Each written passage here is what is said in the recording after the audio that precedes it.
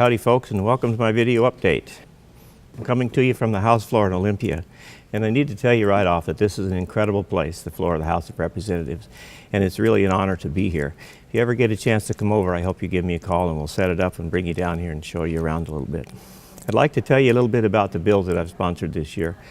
I actually sponsored 8 bills. 2 of them were kind of dropped out of the system because they were redundant and we had to rewrite them because we had new people wanted to come on when we did that. So we rewrote them to include more folks, and I'd like to tell you a little bit about that.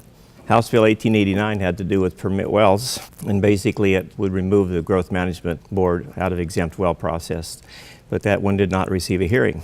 House Bill 1888 was the chemical dependency treatment centers, and that bill had to do with removing chemical dependency treatment centers from the DSHS and putting them into the Department of Health. We did receive a hearing, but no further action was taken. We're going to workshop that through the summer, and we may possibly bring that back next year. House Bill 1527 had to do with pesticide recertification, and it passed the House 97-0. It went over to the Senate, where it went out of the Senate floor 44-5. There was an amendment put on it in the Senate, so it has to come back to the House for concurrence, and we are awaiting that at this time. House Bill 1989 had to do with water storage assets, and it too passed the House 97-0. It went to the Senate and passed the Senate 48-0, although it did have an amendment as well, so it is awaiting concurrence. Senate Bill 5733 was a bill that was sponsored by my seatmate, Senator Warnick, in the Senate, and it had to do with livestock identification process. Basically, it has to do with animal disease traceability. That bill left the Senate in a unanimous position and came over here to the House, but we had a lot of people who had concerns, so I spent quite a bit of time working that bill out and making that happen.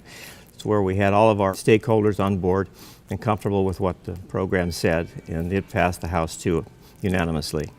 House Bill 2046 was a definition of streams bill that left the House here 98-0.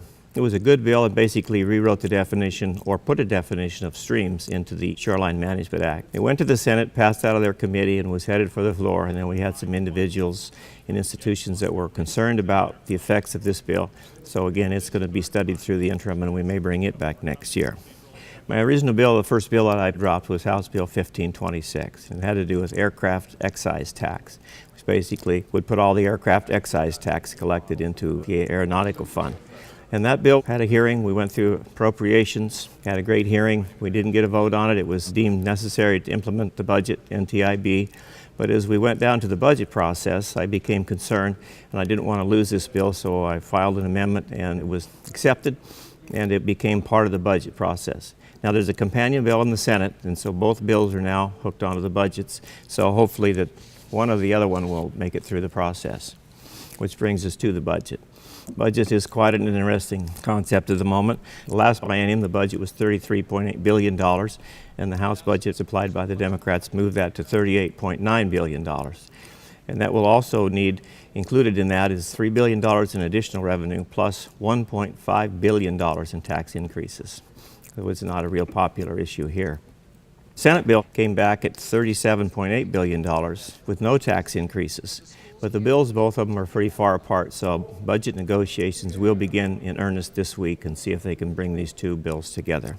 Again, I do thank you for the honor of serving you in the House of Representatives, and if you have any concerns, issues, or need help with any agency, please don't hesitate to call or email me. My email address is tom.dent@leg.wa.gov, or you can call my office phone at 360-786-7932. Thank you very much for watching the video.